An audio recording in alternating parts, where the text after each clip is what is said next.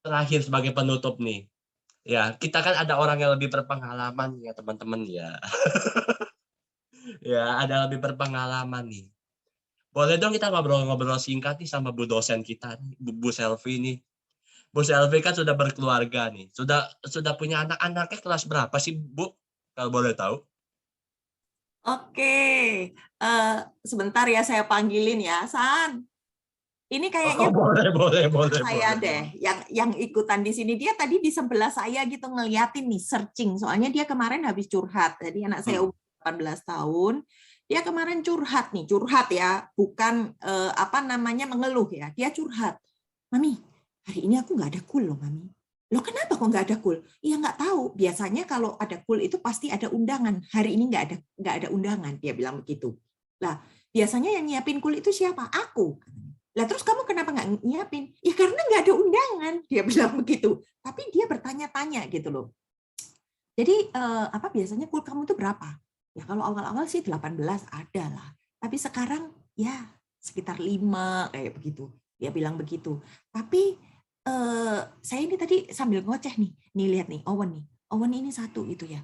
Ini orang-orangnya ya ini yang aku sering lihat gitu ya di YouTube-nya Owen kan. Tapi dia bisa cari caranya gimana ngundang orang-orang yang apa kira-kira bisa bikin suasana itu jadi rame. Contohnya Bu Sipora. Saya kasih tahu, Bu Sipora itu mahasiswa yang paling suka kasih pertanyaan sulit. Nah, kalau diundang ke sini, seru-seru banget. Tadi kata-kata siapa tuh tadi? Mengeluh sama curhat, bedanya apa? Kalau nggak orang pintar mah nggak bisa ngomong kayak begitu. Nggak bisa nanya kayak begitu. Gitu.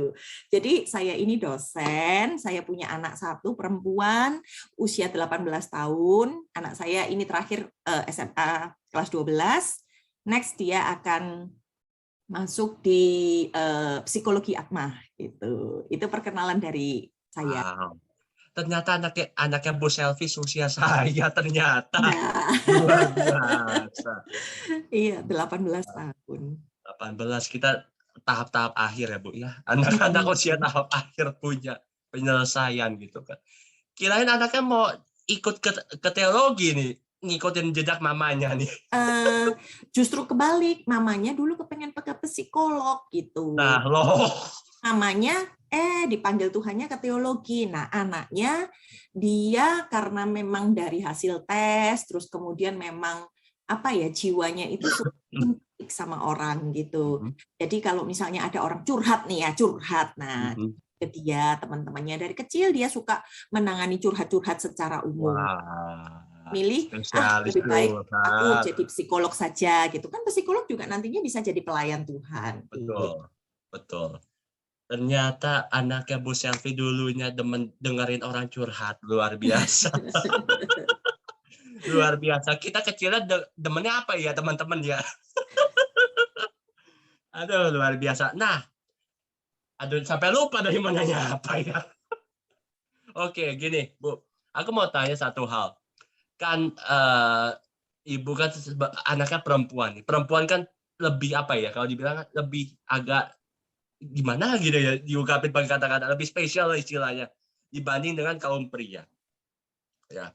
Gimana sih Bu cara Ibu selaku selaku mama di rumah untuk ya untuk menjadi pendamping anaknya ini di dalam mendengarkan curhat-curhatnya, di dalam memberikan satu arahan, satu guidance. Seperti apa sih, Bu? Oke, karena di sini ruang lingkupnya remaja ke dewasa awal. Ini jadi secara teori kalian itu remaja akhir menuju dewasa awal ya. Sama seperti anak saya. Kalau dulu waktu dia umur 6 sampai 12 tahun, kita ajarinnya itu sesuatu yang praktis, ya kan? Kalau kamu begini, kamu harus apa? Kalau kamu menghadapi ini, kamu harus apa? Itu 6 sampai 12. Nah, kemudian 12 sampai 18 tahun yang kami ajarkan adalah nilai-nilai. Jadi nilai-nilai itu gimana kamu berhubungan dengan orang lain. Nah, jadi saya sering nanya tuh, teman kamu gimana? Oke. Kalau dia suka sering nanya, Mami teman aku kalau kayak begini-begini gimana? Mami kalau ini. Nah, berhubung sekarang udah 18 tahun ke atas, ya saya lebih ngizinin dia untuk grow up, untuk berpikir dengan kematangan secara pemikiran, secara pertemanan. Jadi biar dia memutuskan sendiri karena sudah 18 tahun ke atas. Karena menurut saya nilai-nilai itu ditanamkan mulai dari anak umur 12 sampai 18 tahun. Setelah itu they have their own life ya. Jadi punya kehidupannya sendiri. Jadi kalau hari-hari ini kalau ditanya, Bu, ngarahinnya gimana? Saya lebih condong saya nggak bertanya-tanya lagi. Kalau dulu kan, ulangannya kenapa nggak bisa? Oh ya udah kalau kayak begitu mesti gini-gini. Masih di guidance kalau dulu ya di bawah 8 ya mungkin SMP itu masih di guidance. Kalau sekarang sudah enggak. Saya lebih condong kasih dia kebebasan. Terserah, kayak misalnya kuliah ini pun dia memutuskan sendiri, dia masuk sendiri, dia daftar sendiri, dan lain sebagainya. Kayak teman pun, karena kita sudah biasa menanamkan apa yang harusnya kamu jalani, teman pun dia akan selektif di dalam memilih. Karena apa? Orang tua nggak boleh terus-terusan loh backup anaknya. Ya, cara paling tepat untuk istilahnya yuk kamu jalan sendiri itu adalah mengizinkan mereka untuk bertumbuh menuju arah dewasa itu mulai mereka umur 18 tahun. Tapi sempat enggak Bu kalau diomong-omongin gitu? Iya sempat semalam misalnya ya. Kalau ada sesuatu clue yang apa gitu yang kira-kira dia belum tahu nih. Nah, itu akan saya coba sharingkan dan dia biasanya sih dengerin, cuman gitu aja. Tapi belum tentu dia sepaham dengan saya dan saya mengizinkan itu free. Kamu boleh, karena sudah punya pemikiran-pemikiran sendiri. Anak seumuran kalian itu pemikirannya seharusnya sudah mulai matang. Nah, itu nanti kalau di pelajaran saya itu ada pelajaran di dewasa muda gitu. Kalau kalian tertarik, boleh masuk di STTB ya. Nanti ketemu saya 4 sesi di sana. Promosi award. Luar biasa ya teman-teman. Luar biasa.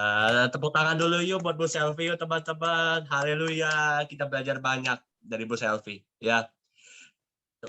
Ya karena aku lihat jam sudah 17.15 teman-teman. Artinya kita bakalan berpisah nih. Kita bakalan selesai nih. Tapi sebelum itu karena ada request lagi nih. Ya, ada request masuk lagi nih. Boleh dong Bu Selvi terakhir Bu berikan closing statement Bu buat kita semua Bu. Oke, sebelumnya Abednego terima kasih. Kamu membahas masalah mulutmu harimaumu ini dengan luar biasa ya. Di akhir statementnya itu mulutmu harimaumu itu benar-benar ngena gitu ya buat kita semua. Jadi kalau menurut saya dari segala sesuatu yang sudah dipaparkan Abednego, hati-hati sama yang namanya mulut. Nah, kalau ada pesan-pesan yang mau saya tambahkan, mulut bisa memperkatakan sesuatu, bisa mengeluarkan sesuatu, itu dari pikiran dan hati. Ya, apa yang kamu pikirkan? Entah itu mengeluhmu, entah itu kamu nggak bersyukur dengan segala sesuatu, itu keluar dari mulutmu. Dan hatimu, itu Tuhan yang bentuk. Hati ini adalah sumber dari kehidupanmu. Bagaimana kamu mengisi hatimu dengan firman Tuhan, dengan pujian penyembahan kepada Tuhan, dan dengar-dengaran sama Tuhan. Itu jadi prinsip utama bagaimana kamu bisa memperkatakan segala sesuatu yang baik. Karena memang di usia muda seringkali susah untuk ngontrol mulut ya. Di usia remaja, di usia dewasa awal ini susah untuk ngontrol mulut. Karena apa? Emosinya juga masih belum stabil. Emosi berkaitan dengan pikiran apa yang terjadi. Nah, untuk itu mulai sekarang.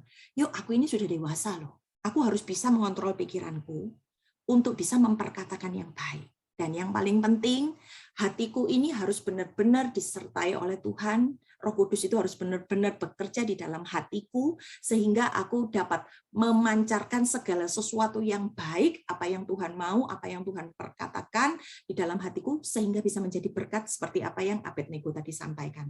Satu kesaksian kecil. Dulu saya kecil seumur kalian, bukan kecil ya, remaja. Saya pun suka mengeluarkan kata-kata sia-sia dalam kata-kata bintang-bintang itu tadi ya. Lalu suatu ketika teman saya bilang, Selvi, kamu itu seorang perempuan. Orang melihat kamu bukan cuma dari penampilan kamu, tapi apa yang keluar dari mulutmu.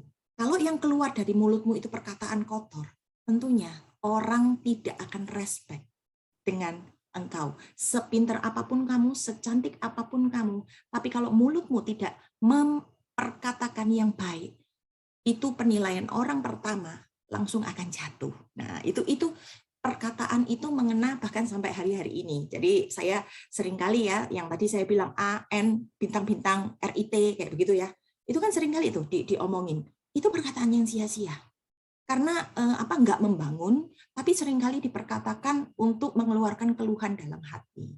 Jadi hati-hati di dalam menyampaikan perkataan-perkataanmu, seperti yang dikatakan Abednego, mulutmu adalah harimaumu. Itu aja sih, Tuhan Yesus memberkati. Berikan kemuliaan untuk Tuhan Yesus. Haleluya. Wow, dahsyat. Ya, luar biasa banget. Kita lengkap ya. Sesi